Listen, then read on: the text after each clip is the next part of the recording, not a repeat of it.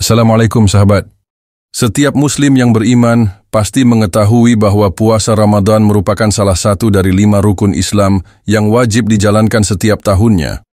Ibadah ini bukan sekadar menahan lapar dan dahaga, tetapi juga merupakan bentuk penyucian jiwa dan peningkatan ketakwaan kepada Allah. Namun, tahukah Anda bahwa tata cara puasa Ramadan yang kita kenal sekarang tidak selalu seperti ini?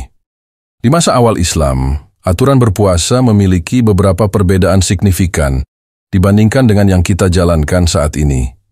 Awalnya, ada kelonggaran bagi mereka yang merasa berat menjalankan puasa, aturan waktu sahur dan berbuka lebih ketat, serta ada tahapan perubahan dalam kewajiban ini sebelum mencapai bentuk yang kita jalankan sekarang. Video ini akan mengupas secara lengkap, panjang dan detail bagaimana sejarah awal perintah puasa Ramadan diturunkan, bagaimana kaum muslimin pada masa Rasulullah SAW menjalankannya, bagaimana perubahan-perubahan terjadi, serta dalil-dalil Al-Quran, hadis, tafsir ulama, dan hikmah di balik perubahan-perubahan tersebut. Pembahasan pertama, awal mula puasa dalam syariat sebelum Islam. Puasa bukanlah ibadah yang baru diperintahkan hanya kepada umat Islam. Jauh sebelum perintah puasa Ramadan diwajibkan, puasa telah menjadi bagian dari ajaran agama-agama samawi terdahulu seperti Yahudi dan Nasrani. Hal ini ditegaskan dalam firman Allah. Wahai orang-orang yang beriman, diwajibkan atas kamu berpuasa, sebagaimana diwajibkan atas orang-orang sebelum kamu, agar kamu bertakwa. Quran Surah Al-Baqarah, ayat 183. Ayat ini menunjukkan bahwa umat terdahulu juga telah diwajibkan untuk berpuasa sebagai sarana meningkatkan ketakwaan mereka kepada Allah. Lalu bagaimana puasa dilakukan oleh umat-umat terdahulu? Yang pertama, puasa dalam tradisi Bani Israel, kaum Yahudi. Kaum Yahudi memiliki beberapa praktik puasa yang diwarisi dari Nabi Musa alaihissalam. Salah satu puasa mereka yang paling terkenal adalah puasa Ashura, 10 Muharram, yang dilakukan sebagai bentuk syukur atas diselamatkannya Nabi Musa dan Bani Israel dari Fir'aun di Laut Merah.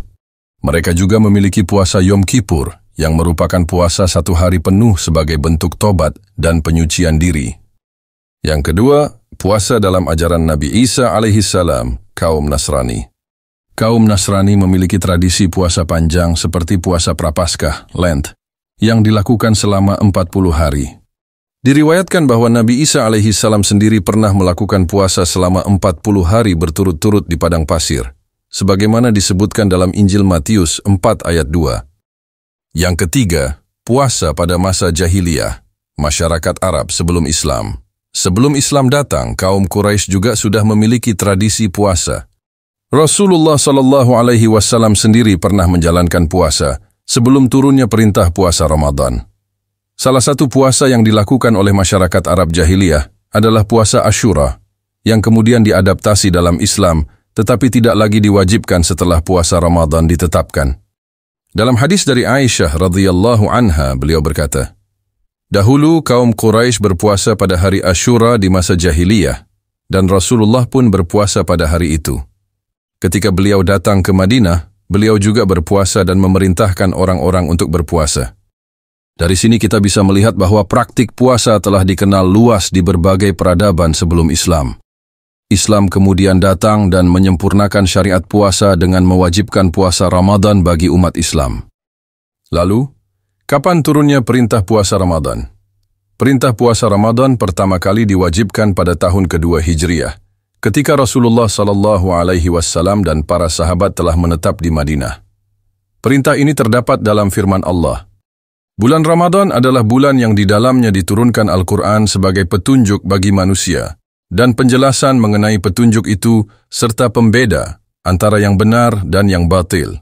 Quran Surah Al-Baqarah ayat 185. Namun saat perintah ini pertama kali turun, tata cara pelaksanaannya masih berbeda dengan yang kita kenal sekarang. Berikut beberapa perbedaan utama.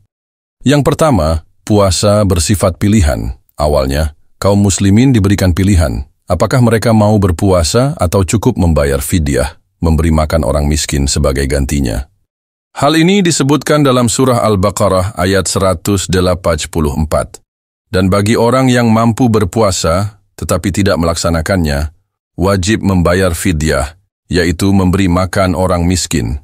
Tetapi barang siapa dengan kerelaan hati mengerjakan kebaikan, maka itu lebih baik baginya. Dan berpuasa lebih baik bagimu jika kamu mengetahui.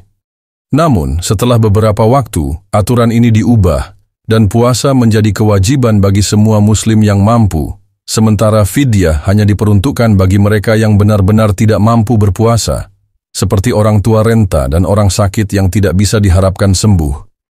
Yang kedua, waktu berbuka yang sangat terbatas.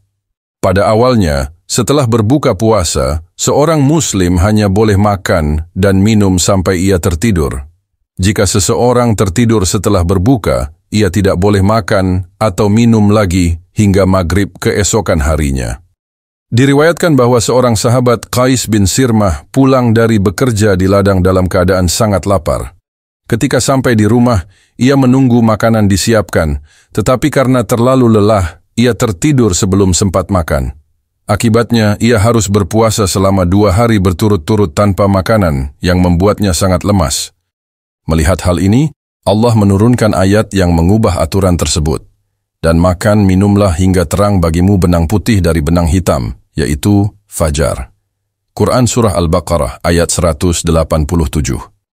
Ayat ini memberikan keringanan, yaitu diperbolehkannya makan dan minum hingga waktu fajar tiba, yang akhirnya menjadi aturan puasa yang kita kenal sekarang. Lalu, apa perubahan puasa seperti sekarang ini? Seiring berjalannya waktu, Allah memberikan keringanan bagi umat Islam dengan mengubah aturan awal puasa yang sangat ketat menjadi lebih fleksibel dan sesuai dengan kemampuan manusia. Perubahan ini menunjukkan bahwa Islam adalah agama yang penuh rahmat dan memberikan kemudahan dalam beribadah. Perubahan pertama, puasa menjadi wajib bagi semua muslim yang mampu. Seperti telah dijelaskan sebelumnya, pada awalnya kaum muslimin diberi pilihan antara berpuasa atau membayar fidyah, memberi makan orang miskin. Namun, setelah beberapa waktu, Allah menghapus pilihan tersebut dan menjadikan puasa sebagai ibadah yang wajib bagi setiap muslim yang mampu. Perubahan ini terjadi setelah turunnya ayat berikut. Karena itu, barang siapa di antara kamu hadir di negeri tempat tinggalnya, di bulan itu, maka hendaklah ia berpuasa. Quran Surah Al-Baqarah ayat 185. Dengan turunnya ayat ini, puasa tidak lagi bersifat pilihan, tetapi menjadi kewajiban bagi semua muslim yang dalam keadaan sehat dan mampu melaksanakannya. Namun Allah tetap memberikan keringanan bagi kelompok tertentu yang benar-benar mengalami kesulitan untuk berpuasa, seperti yang pertama, orang sakit yang sulit sembuh. Yang kedua, orang tua yang sudah lemah dan tidak mampu berpuasa. Yang ketiga, wanita hamil dan menyusui jika khawatir akan kondisi dirinya atau bayinya. Yang keempat, musafir yang sedang dalam perjalanan jauh. Bagi mereka yang tidak mampu berpuasa dalam jangka waktu lama, fidyah tetap menjadi solusi sebagaimana disebutkan dalam ayat sebelumnya. Namun, bagi mereka yang hanya mengalami kesulitan sementara, seperti sakit yang bisa sembuh atau bepergian, mereka diperbolehkan tidak berpuasa, tetapi wajib menggantinya di hari lain. Perubahan kedua, waktu sahur dan berbuka menjadi lebih fleksibel. Pada awalnya, jika seorang muslim tertidur setelah berbuka puasa, ia tidak diperbolehkan makan atau minum lagi hingga maghrib keesokan harinya. Hal ini tentu sangat berat bagi banyak orang, terutama bagi mereka yang bekerja keras, seperti para sahabat Rasulullah SAW. Seperti kisah yang terjadi pada sahabat Qais bin Sirmah, yang kelelahan setelah bekerja di ladang dan tertidur sebelum sempat makan. Karena aturan saat itu melarang makan setelah tidur, ia harus menahan lapar dan haus hingga malam berikutnya, yang menyebabkan tubuhnya menjadi sangat lemas. Melihat kesulitan yang dihadapi umat Islam, Allah kemudian menurunkan ayat yang meringankan aturan tersebut, yaitu, dan makan minumlah hingga terang bagimu benang putih dari benang hitam, yaitu fajar. Quran Surah Al-Baqarah 187. Dengan turunnya ayat ini, kaum muslimin diperbolehkan makan dan minum hingga waktu fajar tiba, sehingga mereka memiliki cukup waktu untuk mengisi energi sebelum berpuasa. Inilah yang kita kenal sekarang sebagai waktu sahur. Selain itu, di dalam ayat yang sama Allah juga menjelaskan diperbolehkannya hubungan suami istri di malam hari selama bulan Ramadan, sesuatu yang sebelumnya dilarang. Dihalalkan bagi kamu pada malam hari bulan puasa bercampur dengan istri-istri kamu.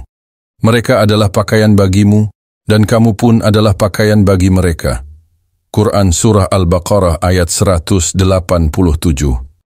Perubahan ketiga, puasa tidak lagi disertai larangan berbicara.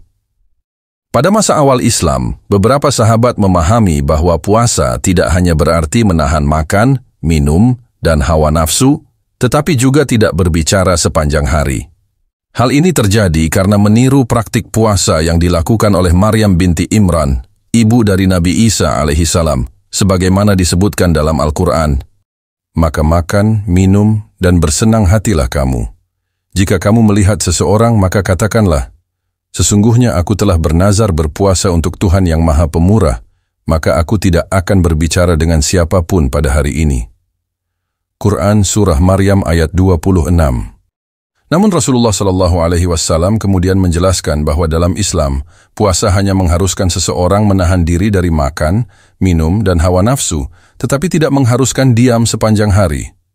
Justru, Islam mengajarkan bahwa berbicara baik, berdakwah, dan berzikir adalah bagian dari ibadah puasa yang dianjurkan. Apa hikmah di balik perubahan dalam syariat puasa? Perubahan-perubahan dalam aturan puasa menunjukkan kasih sayang dan kebijaksanaan Allah dalam menetapkan syariatnya. Ada beberapa hikmah besar di balik perubahan tersebut. Yang pertama, Islam adalah agama yang penuh kemudahan. Allah tidak membebani hambanya dengan sesuatu yang di luar kemampuan mereka. Setiap perubahan dalam aturan puasa bertujuan untuk mempermudah umat Islam, bukan mempersulit. Yang kedua, ujian bagi keimanan secara bertahap.